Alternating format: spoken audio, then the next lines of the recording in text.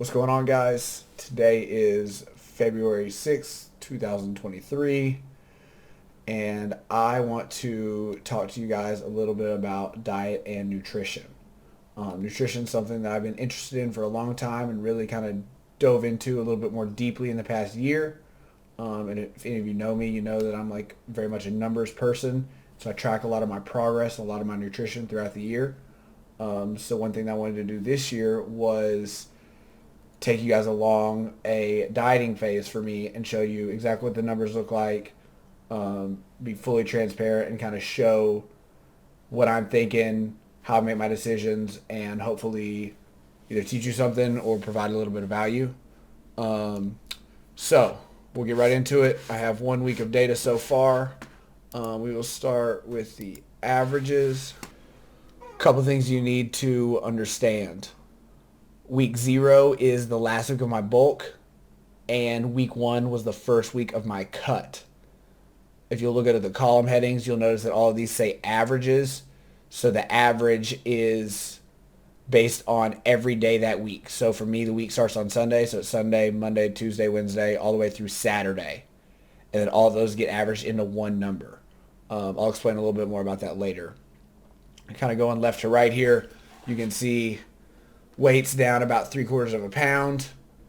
Intake is down by a substantial amount. You can see that I finished my bulk. That last week I finished about 4,250 calories per day. That's a little bit high. I knew I was getting ready to go into a cut, so on Sunday or on Friday, Saturday that week, I went out, had a couple drinks, ate some foods that I don't like eat all the time, but just kind of intentionally splurged a little bit there. So that's kind of why that's that high. I actually finished my bulk at around 4,000 calories. So that's a little bit high there. Protein, I always keep it super high. You really just need to get about 0.75 or zero point 0.8 grams per pound of body weight.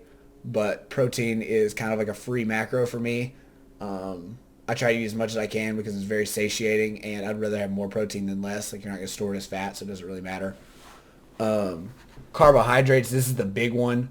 You know, a lot of my training is very high intensity and power based, so carbohydrates are really important. So you'll notice on my bulk, carbohydrates are really, really high just to fuel my workouts and fuel the things that I'm doing throughout the day. And then they took a pretty substantial drop for that first week in this dieting phase. Fat's kind of same kind of thing. I don't usually get them this high. Again, going out to eat burgers and fries and stuff, that just makes your fats go higher. Usually I'll top out at like 100 and 105 grams of fat just because I don't need a ton of fat. It's one of those things where you don't want it to get too low because it's really important for hormone production. But again, this 111 is pretty high for me. Estimated alcohol calories. This shit adds up. For those of you who don't know, usually a glass of wine is going to be about 100 to 150 calories. A beer, about 100 calories. And then your cocktails, also about 100 calories worth of alcohol. And then depending on what you mix them with, can get pretty high. Here, I think I had 2 old fashions.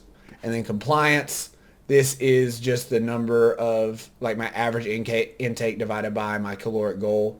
So for here, my caloric goal was 4,000 for week 0, and for week 1, my caloric goal was 2,900. And you can see a little bit over there, and then almost spot on there. So overall, that's kind of what you can expect my numbers to look like week to week. And then we will move into a daily look. There we go. So daily, a lot of useful information here. Same kind of thing. Date, weight, protein, carbs, fats. This is estimated calories from alcohol. Total calories, calorie goal, compliance. Same type of thing. First thing that you want to notice is how much my weight fluctuates throughout the week. I'm almost always heavier on Sunday and Monday just because I move less on Saturday, Sunday. So I'm just getting less steps in. But you can see weight spike. This is the heaviest that I've been all year. Was this Monday or last Monday, I guess. But then we had a pretty good drop throughout the week and then started to peak back up a little bit on Friday. That I think was because I ate a little bit later than I usually do on Thursday. but your weight's just going to fluctuate, and that's just how it happens. You can see I was back down on Saturday. So overall, pretty good week. Intake was pretty consistent throughout the week. Sunday, I hit a little bit higher than I wanted to, but that was like very first day one of the cut, so you know what, it happens. And then going through each macronutrient, you can say always over 200 for me on the proteins. Again, it's kind of a free macro, so you might as well just eat as much of it as you want, within reason, of course. Carbohydrates and fats, I kind of play with a little bit. Again, this being week one, I like to find variations that work with me, and a lot of times you're just not into a routine yet, so I'm kind of picking and choosing foods and different portions to figure out how I'm going to hit my numbers throughout the day. It's definitely something that I kind of plan for moving forward throughout the day, but it just takes a little bit of experimentation. You can see I'm right around 300-ish carbs per day. Saturday was a little bit lower, and then fats are right around 75. On the days where fats are higher, carbs go lower, and vice versa. Obviously, that didn't happen on this Sunday. Again, day one, carbs were a little bit high, fats stayed about the same, and then I was over my calories. So that's just kind of how it works. Trying to think. That's pretty much all I got. You can see I was really, really dialed in pretty well on calories each day. Like I said, I just wanted to get on here and kind of take you guys through some of the data and just show you what real numbers look like, and how I think about the numbers and how I react and make changes throughout the cut.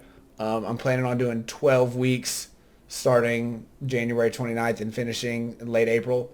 So I'm going to try to do one of these each week and kind of take y'all along and hopefully provide some value.